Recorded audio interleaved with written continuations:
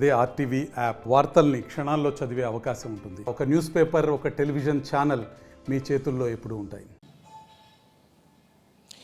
ఈరోజు ప్రకాశం జిల్లాలో వైసీపీకి మరొక దెబ్బ తగిలింది.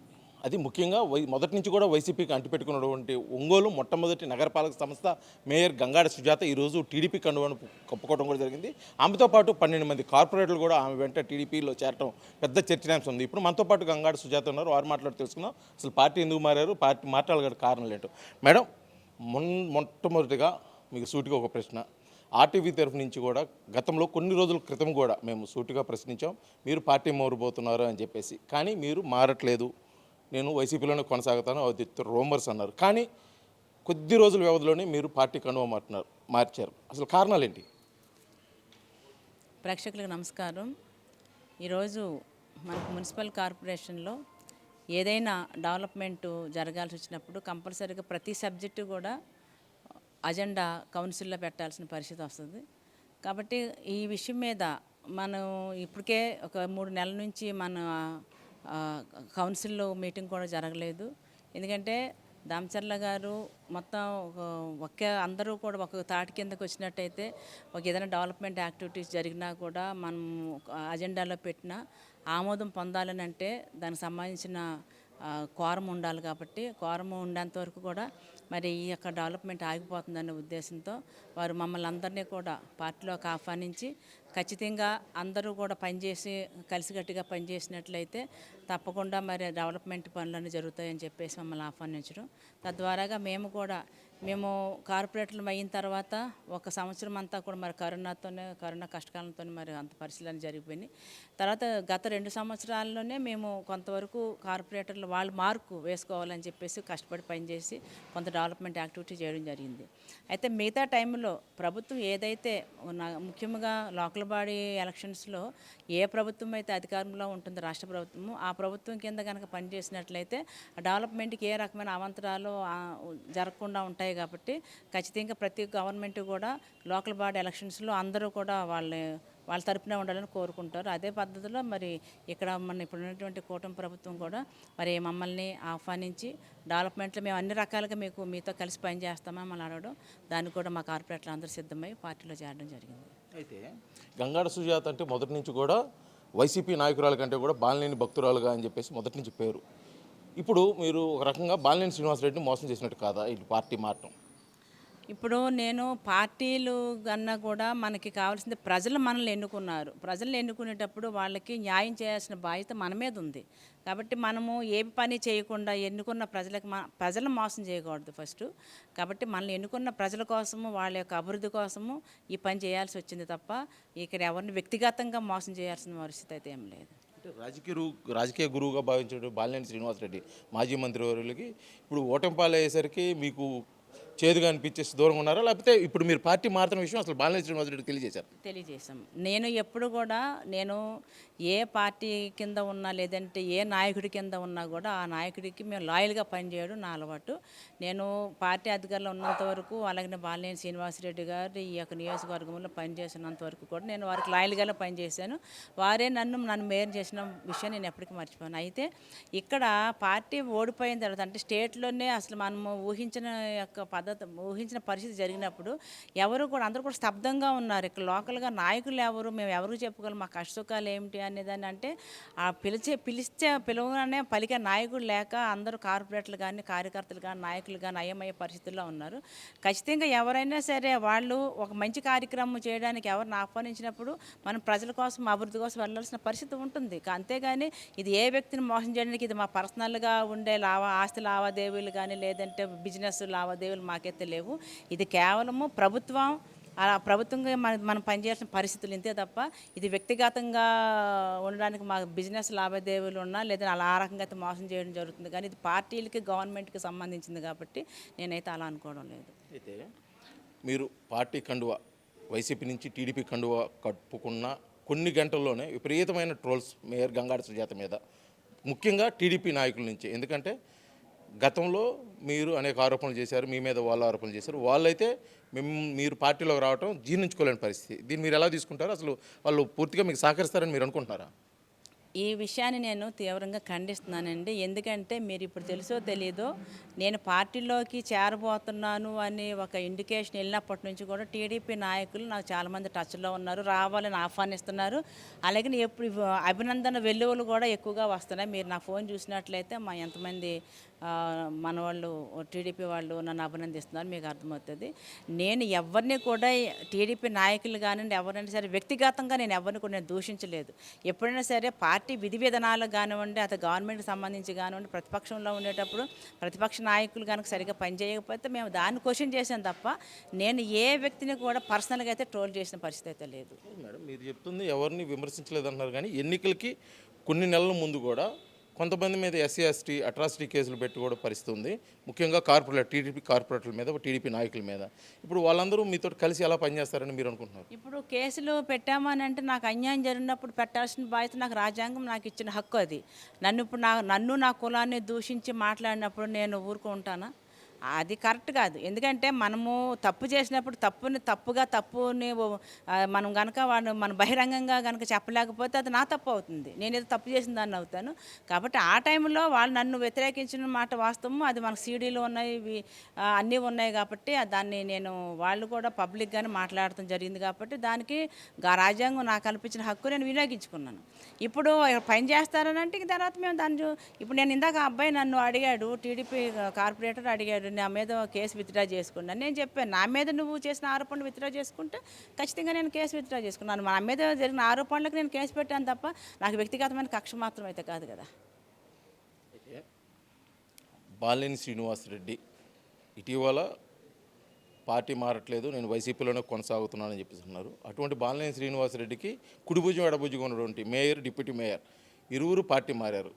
ఇది బాలినేని శ్రీనివాసరెడ్డి పార్టీ మారబోతున్నాడు అని చెప్పి ఒక సూచిక తీసుకోవచ్చా మేమందరం? అదే ఏదైనా విషయాలు ఉండండి. ఇప్పుడు నా విషయాలు నన్ను అడిగితే కరెక్ట్గా ఉంటుంది. కాబట్టి వాసనని అడిగితేనే బాగుంటుంది. నేను ఇంకొకరి విషయాలు నా విషయంగా నేను భావించి మాట్లాడటం అది కరెక్ట్ కాదు అది. కాబట్టి వారి విషయాలను వాళ్ళని అడిగి తెలుసుకోవడమే మంచిది. నేను ఇంకొకరి గురించి మాట్లాడడం నాకేం హక్కు లేదు. అయితే ఇప్పటి వరకు గంగాడి సుజాత అభివృద్ధిలోనే నడిపించాను మేయర్గా ఒంగోలు నగరాన్ని అని చెప్పేసి అన్నారు. ఇక మీద కూడా అభివృద్ధిలో నడిపించేదానికోసమే పార్టీ మారని చెప్పేసి అన్నారు. ఈ పార్టీ మార్పు బయట ఎప్పుడు వినిపిస్తున్నమాట కేవలం అవకాశం కోసమే పార్టీ మారుతున్నారు. మేయర్ పీఠం దిక్కోకుండా ఉండేదానికోసమే గంగాడి సుజాత, ఇది అభివృద్ధి కోసం అయితే కాదు అని చెప్పేసి ఒక ప్రచారం అయితే నడుస్తుంది ఇప్పటికే.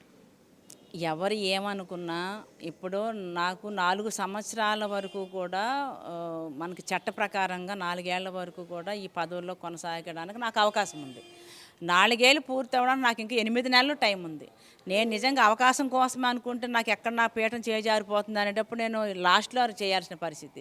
కానీ నేను అధికారం గురించి కన్నా కూడా డెవలప్మెంట్ కోసం కాబట్టి నేను ఇప్పుడే పార్టీలో జాయిన్ అయ్యి, అలాగే రేపు మన ఇంకొక 1 వీక్లో మన కౌన్సిల్ మీటింగ్ జరగబోతుంది. ఆ కౌన్సిల్ మీటింగ్ సజావుగా సాగాలి అని అన్నా, లేదంటే ప్రతి ఒక్కరు కూడా వాళ్ళ యొక్క అభిప్రాయాలు ఓపెన్గా చెప్పాలన్నా ఖచ్చితంగా ఒక గొడుగు కిందకు ఉండాల్సిన పరిస్థితి ఉంది. కాబట్టి మేము ఈ రకంగా పార్టీ మారాల్సి వచ్చింది తప్ప దీనికి నాకు ఎప్పుడు 8 నెలల తర్వాత జరగబోయే మార్పుల గురించి నేను ఎప్పటి నుంచో టెన్షన్ పడి మార్చాల్సిన అవసరం అయితే నాకు లేదు. అదే కాకపోయినా ఇప్పుడున్న కార్పొరేటర్లు అందరూ కూడా వైసీపీ నుంచి వచ్చిన వాళ్ళే.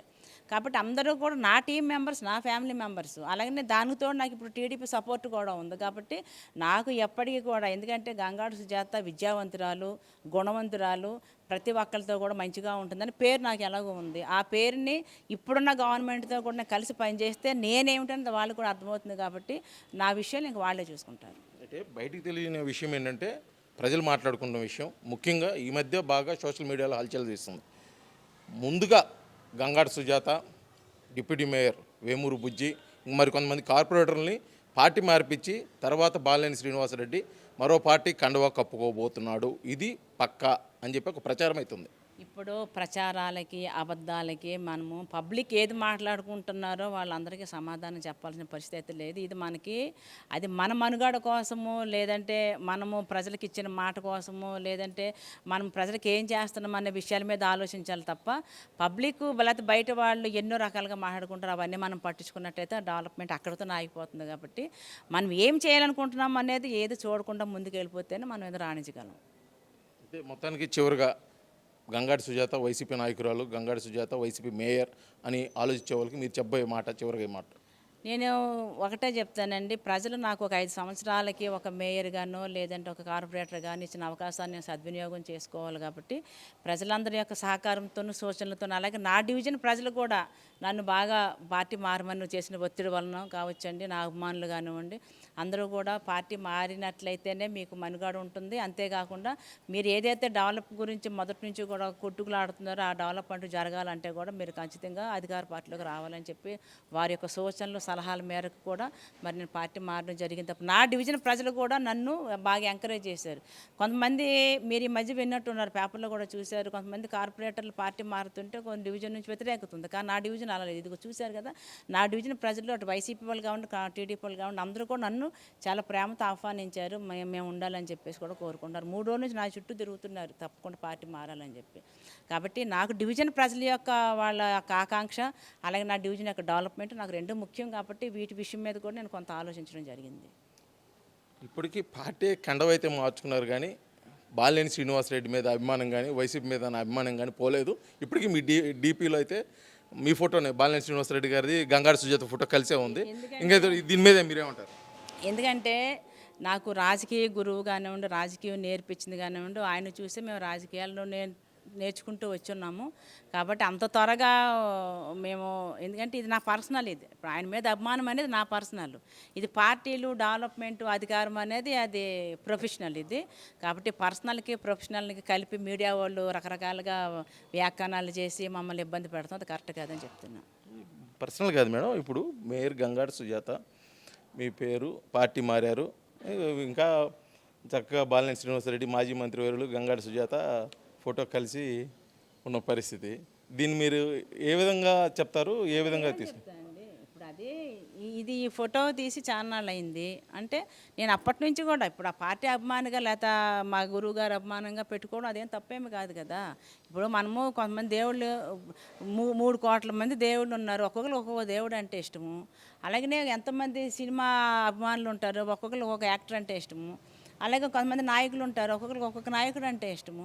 నేను మొదటి నుంచి వారితో కలిసి నడుచున్నాను కాబట్టి నా ఫోటో అందులో పెట్టుకున్నాను. దాన్ని కూడా మీరు రాద్ధాంతం చేయడం అది కరెక్ట్ కదా. అది అంటే ఇప్పుడు వాసుని దేవుడిగానే కొలుస్తారు మీరు, ఎప్పుడున్న ఎంతకాలం ఏ పార్టీలో ఉన్నా? అంటే అది నా పర్సనల్, అది నా పర్సనల్. ఆయన మీద అభిమానం ఉన్నంత వరకు ఉంటుంది. అది నా అభిమానాన్ని అది ఎవరు తీసేయరు కదా.